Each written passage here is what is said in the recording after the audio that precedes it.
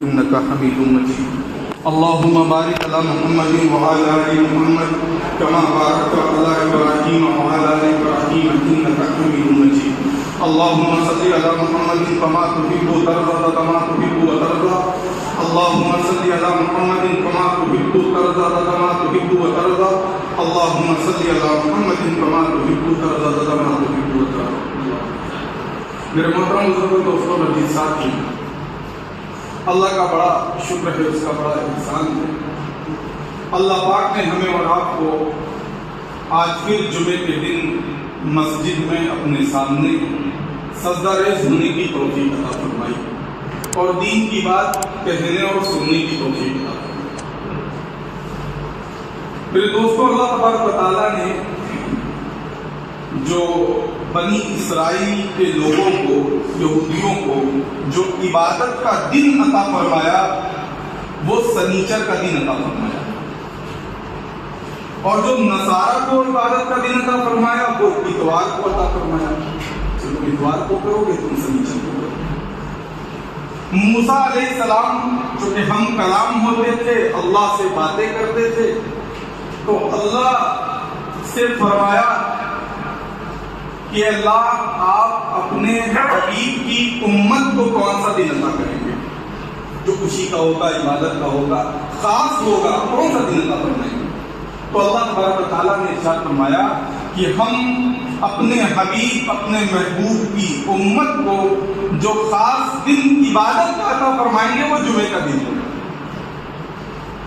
اور وہ جب جمعے کی نماز پڑھ کے جب نکلیں گے تو ہم ان کے آئندہ جمعہ کے گناہ کو معاف فرما دیں گے۔ تو پھر موسیٰ علیہ السلام نے دعا کی کہ اللہ ہم کو بھی اس امت میں پیدا فرما دے تاکہ وہ خاص دن ہمیں بھی نصیب ہو جائے۔ جمعے کے دن کی اتنی فضیلت ہے، اور جمعے کے دن یہ اتنا بڑا دن ہے کہ ہم اور آپ اس کو بہت سرسری طور پر لیتے ہیں۔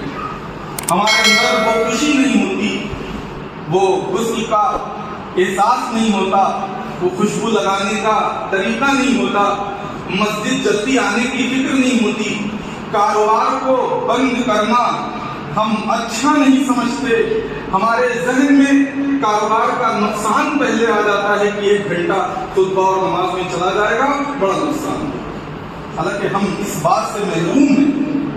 اتنی فضیلت، یعنی آپ صلی اللہ علیہ وسلم نے ارشاد فرمایا، اس کا مفہوم ہے کہ یہ عید کا دن ہے، عید سے بھی بڑھ کر ہے۔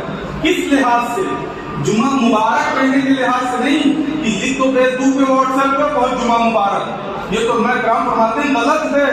بعض کو کہتے ہیں بدعت اور مکروہ کی طرف لے جا رہا ہے، ہمیں بدعت کی طرف پہنچ سکتے ہیں کہ آنے والی نسلیں صرف جمعہ بھی نہ پڑھیں اور صرف جمعہ مبارک کہتی رہے، یہ تو غلط ہے۔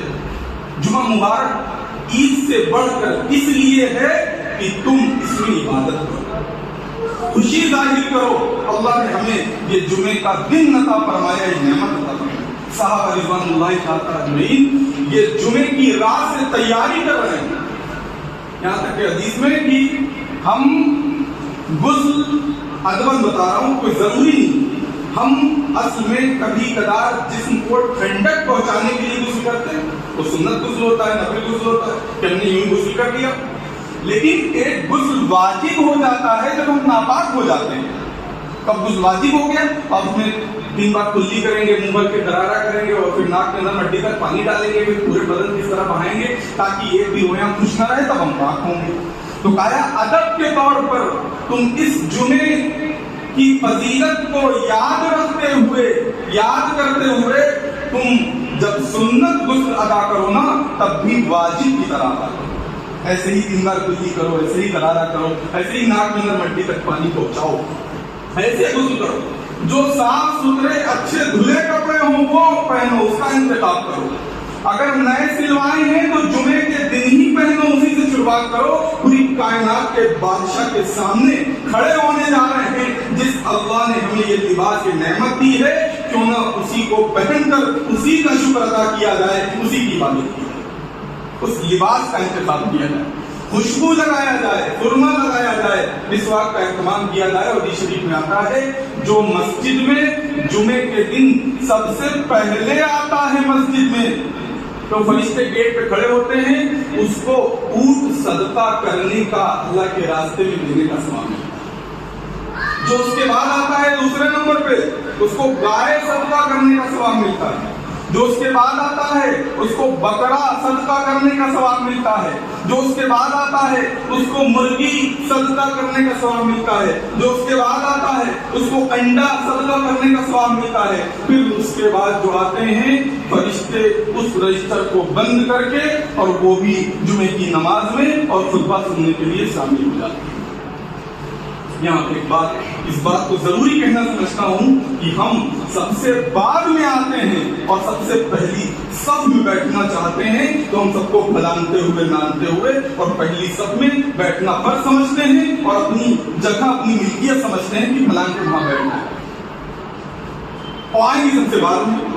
اس کے لیے وعید آئی ہے حدیث میں کہ جو پھلانتا ہوا، لوگ کو نانتا ہوا، ایذا دیتا ہوا، اذیت دیتا ہوا پہلی صف میں آتا ہے، جس سے لوگوں میں انتشار پیدا ہو جاتا ہے، دقت پیدا ہو جاتی ہے، اس کو جہنم کا پل بنایا ہے. اس کو دقت ہوگی، بھائی کیوں آ رہے ہو، جہاں جگہ ہے وہیں بیٹھ جاؤ، تو کیوں تکلیف پہنچا رہے ہو، کیوں؟ اگر تمہیں پہلی صف میں بیٹھنا تھا تو تم پہلے ہی آتے.